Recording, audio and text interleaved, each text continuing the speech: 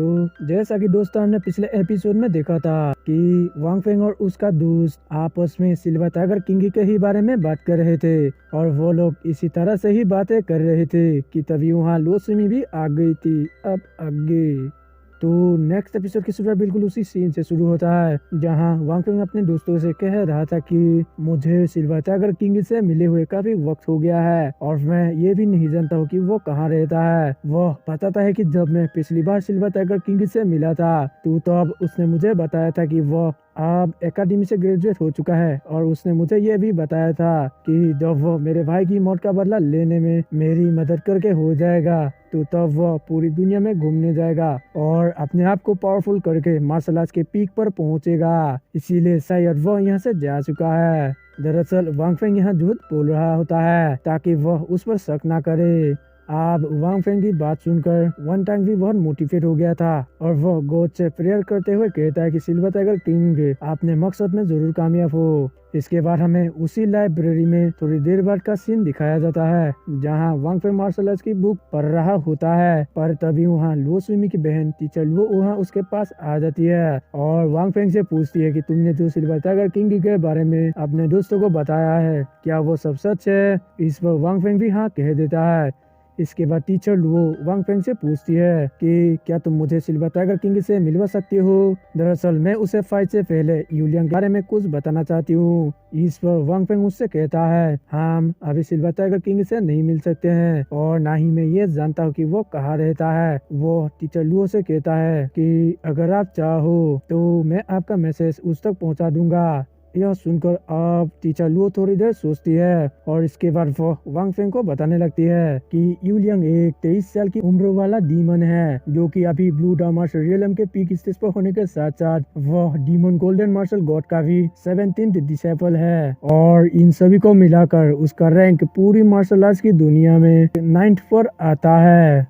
Teacher Luo आगे बताती है कि वो काफी ज्यादा टैलेंटेड और जीनियस है क्योंकि उसने अपने 19 साल के उम्र में ही अपने सभी भाइयों और बहनों को पीछे छोड़कर डीमन क्लैन का सबसे यंगेस्ट लीडर बन गया और अब वो डीमन क्लैन के ओर से अगला गोल्डन मार्शल गॉड भी बनने वाला है। इसके बाद वो आगे बताती है कि यूलियांग के पास एक पावरफुल वेपन है जो कि उसका डीमन फैन है और उसके पास उस डीमन फैन के साथ साथ दो और अलग अलग पावर है जो कि उसके डीमन स्पीड की पावर को दोगुनी कर देती है। आप टीचर लुओ की ये बातें सुनकर वांग फेंग सोचने लगता है और मन ही मन खुद से ही कहता है टीचर लुओ की इन बातों को मैं सुनूं तो इस हिसाब से यूलियांग काफी पावरफुल है। इसके बाद टीचर लुओ वांग फेंग से कहती है अगर तुम्हें सिल्वर टाइगर किंग मिले तो तुम ये सब उसे बता देना क्योंकि मैं चाहती हूँ इस डीमन रेस और ह्यूमन रेस के फाइट में हमारे ह्यूमन रेस की ही जीत हो।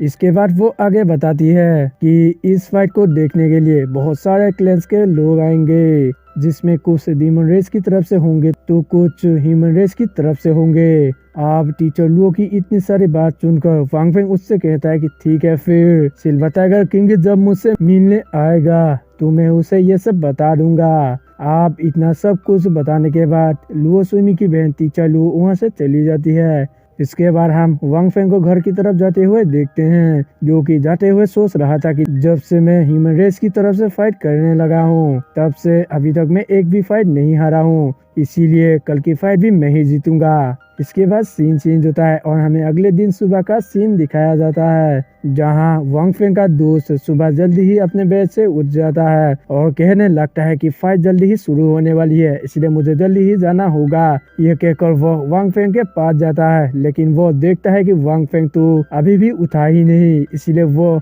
उससे उठने को कहता है और उससे पूछता है कि क्या तुम फाइट देखने नहीं चलोगे। इस पर वांग फेंग उससे कहता है नहीं मैं नहीं जा रहा क्योंकि मुझे आज लाइब्रेरी को साफ करना है। आप उसकी बात सुनकर वेन तांग उसे ठीक है कहकर वहां से चला जाता है। इसके बाद सीन चेंज होता है और हम वांग फेंग को देखते हैं जो कि अब लाइब्रेरी में आ गया होता है और वहां पहले से ही ग्रैंड मास्टर जेंग मौजूद होते हैं। वह आप वांग फेंग को देखकर उसे बताते हैं कि मुझे तुम आज थोड़ा नर्वस दिखाई दे रहे हो। वो कहते हैं कि अगर आज तुमने ये फाइट जीत लिया तो मैं तुम्हें एकेडमी से बाहर प्रैक्टिस के लिए सेंट सिटी भेज दूंगा। इस पर वांग फेंग उनसे पूछता है कि हम एकेडमी में ही प्रैक्टिस क्यों नहीं कर सकते। तो उस वक्त ग्रैंड मास्टर जेंग उससे कहते हैं क्योंकि सेंट सिटी हमारे लिए एक सेफ प्लेस है। इसके बाद वो वांग फेंग को कुछ हीलिंग पिल्स देते हैं और बताते हैं कि ये तुम्हारी इंटरनल और एक्सटर्नल दोनों ही इंजरीज को तुरंत ही हील कर देगा। उसके बाद ग्रैंड मास्टर जेंग उसे ब्लेसिंग्स देते हैं और कहते हैं कि तुम इस फाइट को जरूर जीतोगे। इसके बाद हम वांग फेंग को देखते हैं जो कि छत के बाहर आकर देखने लगता है जहां उसे यूलियांग और डीमन क्लेंस के लोग आते हुए दिखाई देते हैं। और दोस्तों इसके साथ एपिसोड खत्म होता है।